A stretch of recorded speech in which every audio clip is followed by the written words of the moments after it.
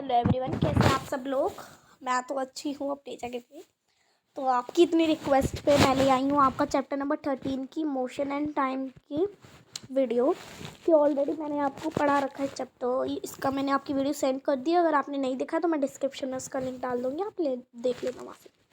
सो अब से हम ना एक नया शेड्यूल बनाएंगे। सबसे पहले हम वीडियो के स्टार्टिंग में जैसे उस पर आएंगे हम एक्सरसाइजेस पे। तो सबसे पहले हम लर्निंग ऑब्जेक्टिव डिस्कस करेंगे इसके, ठीक है हमेशा। So today we are going to discuss in this chapter how to recognize the need of a watch, and we are going to discuss the how to find the time period. Time period कैसे find कर सकते हैं। Compare and calculate the speed of different moving bodies. हम compare करेंगे और calculate करना सीखेंगे speed अलग अलग बॉडीज़ की। और फिर हम न्यूमेरिकल सॉल्व करना सीखेंगे और एसआई यूनिट के बारे में समझेंगे जो स्पीड की है। और फिर हम डिस्टेंस टाइम ग्राफ ड्रॉ करना भी सीखेंगे, सारी चीज़ें सीखेंगे। तो आपको चैप्टर में तो मैंने समझा रखा है, पहले चैप्टर पढ़ लीजिएगा, वरना आपको क्वेश्चन आंसर्स के बिल्कुल समझ नहीं आने वाले हैं, ना तो एक्सरसाइज देते हैं। पहले हम टॉपिक लेते हैं इसमें जो आपका हम समझा रहे हैं आपको। ये मैं अपनी तरफ से आपके लिए नोट्स बना रही हूँ, तो बी केयरफुल कि आपको कोई सा चैनल आपको नोट्स नहीं देने वाला है जिस वे में मैं आपके लिए नोट्स बनाती हूँ, क्योंकि और सारे जो चैनल होंगे वो केवल आपको चैप्टर पढ़ाएंगे और डायरेक्ट क्वेश्चन आंसर पे आ जाएंगे जो आपकी एक्सरसाइजेस में बुक में होंगी। पर ये नोट्स बुक में नहीं मिलने वाले आपको, ये मैं आपके लिए सर्च करके निकालती हूँ। तो देखिए गाइस, मैं आपके लिए इतनी मेहनत करी हूँ, तो इसी बात पर आपको एक लाइक करना तो बनता है, ठीक है। तो अब हम स्टार्ट करते हैं अपने टॉपिक से, measurement of a time. Ancient period में पहले हम समझेंगे, फिर हम समझेंगे मॉडर्न पीरियड में। दो कैटेगरी में डिवाइड कर रखा है। तो मेजरमेंट ऑफ अ टाइम कैसे होता था एंशियंट पीरियड में। उनके पास उस समय वॉच तो होती नहीं थी टाइम पता करने के लिए, तो उनके पास ना नेचुरल इवेंट्स के उसमें वो अपने टाइम इंटरवल ऑफ टाइम में समझ जाते थे। जैसे कैसे, अगर जब सूरज उग रहा है तो डे हो गया, और अगर न्यू मून और अगला न्यू मून जो आएगा उसके डिस्टेंस जो उसका टाइम है, उस टाइम को वो मंथ के रूप में समझते थे, ठीक है, पहले जो होता था। जैसे देखिए, पहले की वॉचेस इस वे में थोड़ी सी होती थी, अब ये ऐसे आती थी। पहले में सैंड क्लॉक हो गई, वाटर क्लॉक हो गई, और इसमें, ठीक है। अब हम समझेंगे measurement of time in a modern world. अब के समय में कैसे हम कर रहे हैं, मतलब तो जो डिवाइस अब हम यूज़ करते हैं मेजरिंग करने के लिए आज के वर्ल्ड में, वो है पीरियोडिक मोशन में वॉच जो होती हैं। पीरियोडिक मोशन क्या होता है, जो रेगुलर इंटरवल ऑफ टाइम में होता है। जैसे आपकी ये वॉच है, अब वॉच पहले इस पे आई, एक पे आ गई आपकी वॉच, इसमें तो आपको दिख नहीं पाएगा ना।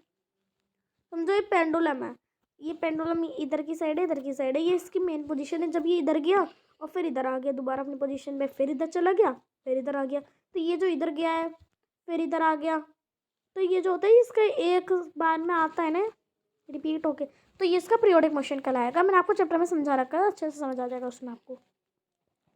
क्लॉक और वॉचेस उसमें कॉमन टाइम मेजरमेंट करते हैं डिवाइसेस में। क्लॉक और वॉचेस आपको सबसे अच्छे से समझा देंगे, ज़्यादा इसमें कुछ नहीं है जो मेजरमेंट ऑफ टाइम में मॉडर्न पीरियड में, क्योंकि आपको क्लॉक और वॉचेस सारा दे देते हैं, तो इसमें कुछ समझाने का कोई जिक्र नहीं किया क्या इसमें आपको। अब हम पढ़ेंगे सिंपल पेंडुलम के बारे में, जो कि बहुत ही ज़्यादा इंपॉर्टेंट है, तो इसे बहुत अच्छे से समझ लेना गाइस, बहुत ही ज़्यादा इंपॉर्टेंट है, वेरी वेरी इंपॉर्टेंट। मैं आपको लिख रही हूँ, इससे रिलेटेड न्यूमेरिकल्स भी आएंगे, क्वेश्चंस भी आएंगे, तो न्यूमेरिकल्स में आपको भी समझाऊंगी आगे। अगली वीडियो में आपको न्यूमेरिकल्स और क्वेश्चन आंसर्स की होगी। ये जो है ये मैंने खुद नोट्स बनाए, तो ये नोट्स वीडियो है। अगली वीडियो आपकी एक्सरसाइजेस की होगी इस चैप्टर की। अब से हम 3 पार्ट में चैप्टर को डिवाइड करेंगे। तो चैप्टर का एक्सप्लेनेशन, एक नोट्स वाली वीडियो और एक एक्सरसाइजेस वाली वीडियो, ठीक है। तो ये जो है ये सिंपल पेंडुलम होता है, वो एक डिवाइस होता है जो पीरियोडिक मोशन का ही एक एग्जाम्पल है, बेस्ट एग्जाम्पल है। और ये जो सबसे पहला जो इंसान था ना जिसने पेंडुलम के बारे में पढ़ा था, उसका नाम है गालिलियो गैलीलीज ने। तो ये है डायग्राम सिंपल पेंडुलम का। ये जो सबसे ऊपर होता है ना, ये इसे हम रिजिट बोलते हैं। ये जो थ्रेड्स होते हैं इसे हम लॉन्ग थ्रेड बोलते हैं। ये जो गोले का होता है ना, ये गोला बॉल जैसा, इसे हम बॉब बोलते हैं, ठीक है। अब हम पढ़ेंगे इसका मोशन। देखिए डायग्राम नीचे बना हुआ है, ये मैं आपको समझा रही थी। देखिए जहाँ पे ये रेस्ट पे होता है ना, जिस समय रेस्ट पे होता है, जो इसकी असली पोजीशन होती है जहाँ पे खड़ा होता है, ये इसकी मेन पोजीशन खिलाई जाती है। और जब ये इधर मूव होता है, ऐसे ऐसे इधर की साइड आता है, तो ये जहाँ पे रुक जाता है, जिससे आगे ये और नहीं जा सकता, तो ये इसकी एक्सट्रीम पोजीशन हो गई कि मतलब ये इससे आगे नहीं जा सकता। अभी इसकी एंड पोजीशन हो गई। एंड पोजीशन को ही हमने नाम दे दिया एक्सट्रीम पोजीशन। ऐसी इधर की साइड, ठीक है। तो कुछ ज़्यादा नहीं है इसमें अभी तक। अब हम टर्म डिस्कस करने वाले, तो इन्हें बहुत अच्छे से समझना। सबसे इम्पोर्टेंट अभी आने वाले हैं इसमें, ये एम्पलीट्यूड होगा सबसे इम्पोर्टेंट, ऑसिलेशन होगा, ठीक है। मीन पोजीशन जैसे कि मैंने आपको बता दिया, जो पोजीशन रेस्ट पे होती है, जब बॉब जब रेस्ट पे होता है वो उसकी मीन पोजीशन कहलाती है। एक्सट्रीम पोजीशन होती है जिस पोजीशन से वो आगे नहीं जा सकता, जो मैक्सिमम पोजीशन है बस उसकी। एम्पलीट्यूड क्या होता है, देखो एम्पलीट्यूड अब इंपॉर्टेंट वाली चीज़ आ गई है, बहुत अच्छे से समझ लेना, ये आपका आगे तक काम आएगा। एम्पलीट्यूड अच्छे से समझ लेना, थोड़ा डायग्राम से रिलेट करके आपको एम्पलीट्यूड बताती हूँ मैं, ठीक है। अब देखिए एम्पलीट्यूड क्या होता है, इन्होंने कहा जो मैक्सिमम डिप्लेसमेंट होता है ना बॉब का और उसकी मेन पोजीशन का दूसरी साइड जो होता है वो उसका एम्पलीट्यूड कहलाता है। अब डायग्राम के द्वारा समझाऊंगी जब ही आएगा, वरना नहीं आने का आपको समझ में। ये इसकी मेन पोजीशन है, ये जब यहाँ पे इधर की साइड गया एक्सट्रीम पोजीशन में, ऐसे मूव करके इधर की साइड गया, तो यही एक साइड का जाने का ही से एम्पलीट्यूड कहते हैं। पूरे को मत करना, अभी पूरे को नहीं करना, केवल एक साइड का। यहाँ से इस वाले से यहाँ तक जाने की जो डिस्टेंस है, इस डिस्टेंस को हम एम्पलीट्यूड कहते हैं। समझ आ गई सबको? ओके, हिमांशी बोल रही हैं यस, विक्रम जायसवाल, दीपक जायसवाल, आप दोनों के सेम है सुनने, दोनों यस बोल रहे हैं, ठीक है ठीक है ठीक है। चलो ऑसिलेशन पढ़ लेते हैं। ऑसिलेशन क्या होता है, टाइम पीरियड जो टाइम पीरियड हमारा लिया जाता है बॉब को पूरा कंप्लीट करने में, एक पीरियड को, उसी कहते हैं हम ऑसिलेशन। अब ऑसिलेशन और एम्पलीट्यूड को अब हम कंपेयर करके कंट्रास्ट करके अब आपको समझाती हूँ। अभी मैंने जैसे कि आपको बताया था कि जब इतना ही वे हो, केवल इतना ही रास्ता हो आपका, जब आपका केवल इतना रास्ता है तो इसे तो हम एम्पलीट्यूड कहेंगे। और जब आपका पूरा नापने वाला आएगा, पूरे नापने वाले को हम ऑसिलेशन कहेंगे। अब पूरा नापने वाला कैसे, अभी इधर गया फिर इधर से इधर जाना, तो ये पूरा ऑसिलेशन कहलाएगा। और केवल एक साइड का एक तरफा हमारा एम्पलीट्यूड कहलाएगा। अब इसे हम याद कैसे करेंगे, अब मैं बोलूँगी अगर हाफ, तो आपको तुरंत बोलना है एम्पलीट्यूड। अब मैं बोलूँगी फुल, पूरी लाइन जितना ये पूरा, तो आपको बोलना है ऑसिलेशन। समझ आ गई? Okay, half amplitude, yes, full, very good, oscillation. Okay, आपको समझ आ गया इसका पता। चलो अब आते हैं टाइम पीरियड में। टाइम पीरियड बहुत इजी है। टाइम पीरियड होता है कि उसे कितना टाइम ले, वो ऑसिलेशन करने में, कंप्लीट ऑसिलेशन करने में कितना टाइम ले रहा है, उसे ही टाइम पीरियड कहते हैं, ठीक है। ज़्यादा कुछ नहीं है इसमें। अब हम टाइम पीरियड और फ्रिक्वेंसी को दोनों को कंट्रास्ट करके पढ़ेंगे तो ज़्यादा अच्छे से समझ आ जाएगा। देखो ना, अभी आपको देखो ट्रिक बताती हूँ कैसी। फ्रिक्वेंसी माने क्या होता है, नंबर ऑफ ऑसिलेशन जो हम ले रहे हैं पेंडुलम में एक सेकंड में, जो जितना एक सेकंड में हम कितना ऑसिलेशन ले रहे हैं उसे हम फ्रिक्वेंसी कहेंगे। और इधर कितने भी सेकंड्स आ सकते हैं ऑसिलेशन लेने में, इसे हम टाइम पीरियड कहेंगे, ठीक है। यही है बस इसमें। अगर स्पेशली टाइम दे रखा है 1 सेकेंड, स्पेशली टाइम दे रखा है, तो इसमें आ जाएगा फ्रिक्वेंसी है भाई, स्पेशली टाइम दे रखा है इसने, तो ये फ्रिक्वेंसी हो जाएगा। और टाइम नहीं दे रखा है, टाइम आपको खुद बताना है, तो वो होगा आपका टाइम पीरियड, ठीक है। आई होप कि आपको समझ आ गया हो। ये मैंने आपको बता दिया, ये इसकी एक्सट्रीम पोजीशन है, ये इसकी मेन पोजीशन है, आपकी एक्सट्रीम इधर वाली भी है। अब मैंने आपको एम्पलीट्यूड भी बता दिया, इतना एम्पलीट्यूड होगा और यहाँ से यहाँ तक भी एम्पलीट्यूड होगा। जब ये पूरा कंट्रास्टेड होता ना, तो ये ऑसिलेशन होगा। चलो, ये मैंने आपको बता दिया कि गालिलियो ने कंडक्ट करा था, सबसे पहले पढ़ा था उसने पेंडुलम के बारे में, और एक्सपेरिमेंट भी करा था पेंडुलम से, और उसने क्या क्या पाया था, उसने फाउंड। अब पढ़ते हैं हम उसने क्या क्या जो जब उसने पढ़ा तो भाई उसने क्या क्या पढ़ा उसमें, वो चीज़ें हम पढ़ेंगे। तो उसने 3 चीज़ें पढ़ी हैं और वही हम डिस्कस करने वाले हैं।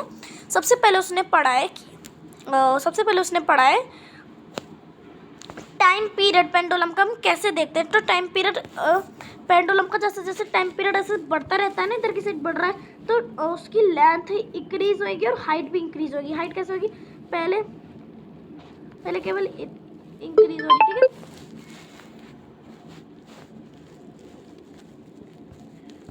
देन हाइट के साथ साथ उसकी लेंथ भी इंक्रीज होगी। फिर पेंडुलम जो है गिवन लेंथ का ऑसिलेशन कहलाएगा। ये आपको बता दिया ऑसिलेशन क्या होता है। उन्होंने ऑसिलेशन फाइंड आउट करा और एम्पलीट्यूड फाइंड आउट करा है। फिर उन्होंने कहा वो पेंडुलम इंडिपेंडेंट होता है बॉब से, जो उसका गोल होता है बॉब हो। ठीक है, अब हम पढ़ेंगे स्पीड। 1 मिनट, किसी का कॉल आ रहा था। Okay, now we are going to discuss the speed.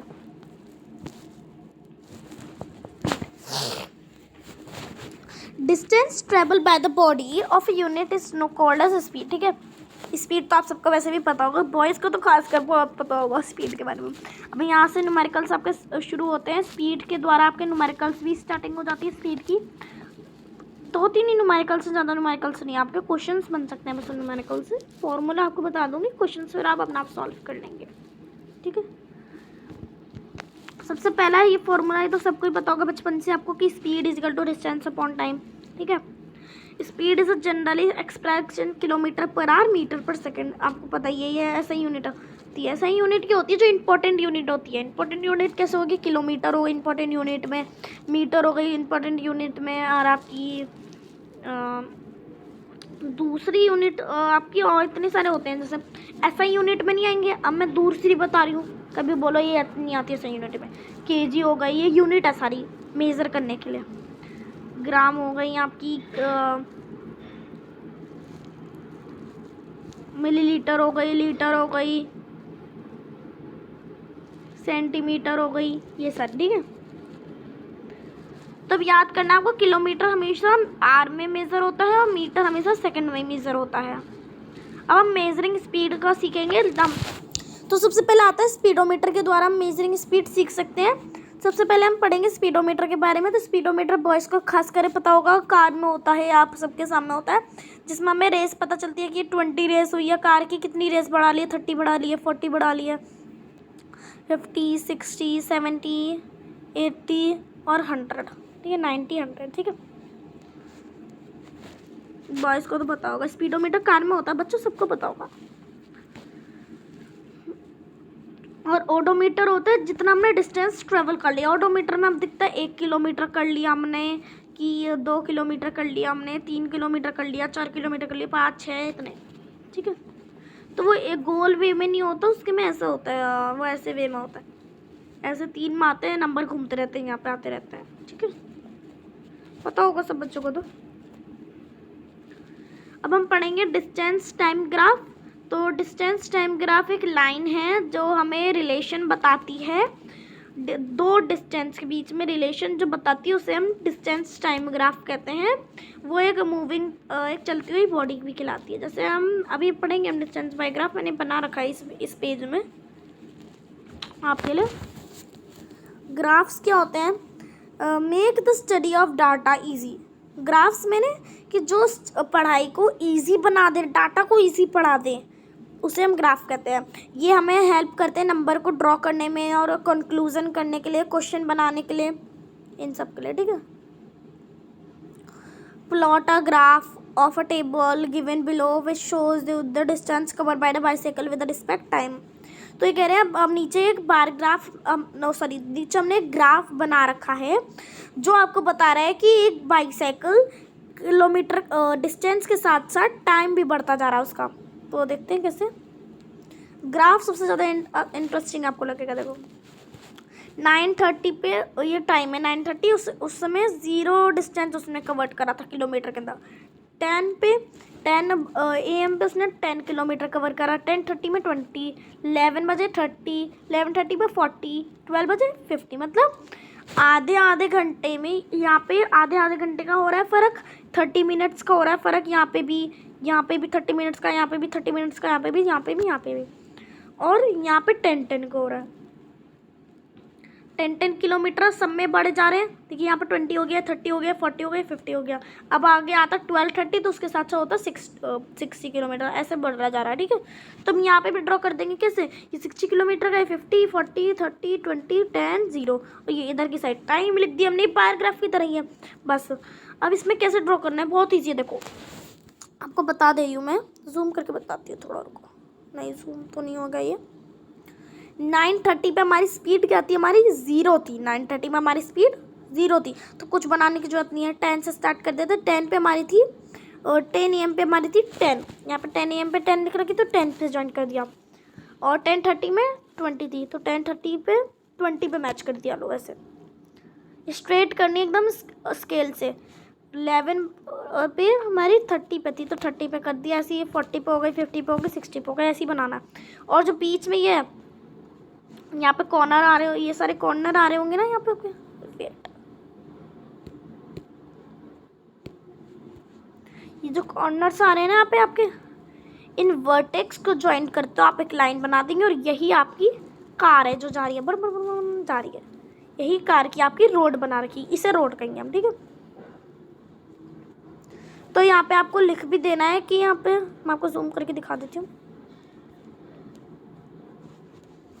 कि टाइम में हमारा डिफरेंस आ रहा है 30 मिनट्स, और यहाँ पे हमने 2 सेंटीमीटर का गैप दे रखा है। डिस्टेंस हमारा 10 किलोमीटर का, और उसमें भी हमने 2 सेंटीमीटर का बीच बीच में गैप दे रखा है। 2 सेंटीमीटर कैसे, इनके बीच में 2 सेंटीमीटर का गैप है, इसमें किलोमीटर के बीच में 2 सेंटीमीटर का गैप है इनमें, और टाइम के बीच में भी 2 सेंटीमीटर का गैप है। ओके, सो बस यही थी वीडियो। अब हम इसके कीवर्ड्स जल्दी से पढ़ लेते हैं, देख लूँ। 16 मिनट्स की हो गई है वीडियो, बहुत ज़्यादा हो गई है, ठीक है। जल्दी से इसके कीवर्ड्स पढ़ लेते हैं। अब देखो, मोशन क्या होता है। मोशन होता है जो पोजीशन में जब चेंज आता है ना ऑब्जेक्ट के टाइम के साथ, उसी मोशन कहते हैं। स्पीड क्या होता है, स्पीड जो हम डिस्टेंस कवर करा गया है ना बॉडी पे, और यूनिट के साथ साथ जो डिस्टेंस कवर करती रहती है, उसे हम स्पीड कहते हैं। आपको नीचे बताया मैंने, अभी आपको पहले बताया स्पीड क्या होता है। स्पीड का फॉर्मूला भी बता रखा है मैंने आपको, speed is equal to distance upon time. Time क्या होता है, गैप बिटवीन 2 इवेंट्स। मतलब यहाँ पे अगर हम स्कूल में थे और फिर घर आ गए, तो अब हमें टाइम पता करना है, तो स्कूल से घर तक का जो टाइम लगा है, 2 घंटे लगे, 20 घंटे लगे, जो सॉरी 2 घंटे लगे, तो ये आपका टाइम में आएगा, ठीक है। स्पीडोमीटर क्या होता है, ये बॉयज़ को पता है। स्पीडोमीटर आपको बता रखा मैंने। स्पीडोमीटर जो डिवाइस हमें शो करता हो स्पीड। ओडोमीटर जो डिवाइस हमें शो करता हो डिस्टेंस। पीरियोडिक मोशन क्या होता है, पीरियोडिक मोशन को हम ऑसिलेटरी मोशन भी कहते हैं। ऑसिलेशन को ही ऑसिलेटरी मोशन कहते हैं। तो मोशन जो रिपीट्स होता है एक फिक्स टाइम पे, रेगुलर इंटरवल ऑफ टाइम पे जो रिपीट्स होता रहता है बार बार, उसे कहते हैं हम पीरियोडिक मोशन। अब आपको मैं एक और एग्जांपल देती हूँ। एक तो पेंडुलम हो गया, और एक और आपका हो गया वॉच। देखो, ये 12 बज रहे हैं, यहाँ पे 12 बजे अभी गाड़ी, ठीक है, और दूसरी वाली भी यहाँ पे है। अब जब ये 1 पे आ गई, 2 पे आ गई, 3 पे आ गई, 4 पे आ गई, 5 पे आ गई, फिर दोबारा 12 पे आ गई, तो इसने 12 घंटे लिए 12 पे दोबारा आने पे। तो ये जो 12 घंटे लगे ना इसके, ऐसे करते हैं चक चक चक चक, फिर यहाँ पर आ गई, फिर चक चक चक, फिर यहाँ पर आ गई। तो ये जो टाइम लग रहा है, इसे हम ऑसिलेटरी मोशन में कहलाएंगे, पीरियोडिक मोशन में। यूनिफॉर्म मोशन क्या होता है, यूनिफॉर्म मोशन भी बहुत ईजी है, आपको बता देती हूँ भी। फिर नॉन यूनिफॉर्म मोशन बताऊँगी। Motion of an object along a straight line with constant speed, ठीक है। और इसमें आपकी स्पीड नहीं होगी, वेरिएबल स्पीड होगी। पेंडुलम बता दिया मैंने आपको, ऑसिलेशन बता दिया, एम्पलीट्यूड बता दिया है, टाइम पीरियड बता दिया है, फ्रीक्वेंसी बता दिया है। सो इसी के साथ साथ हमारी वीडियो भी एंड होती है। Thank you. वीडियो अच्छी लगी तो कमेंट्स में बताना।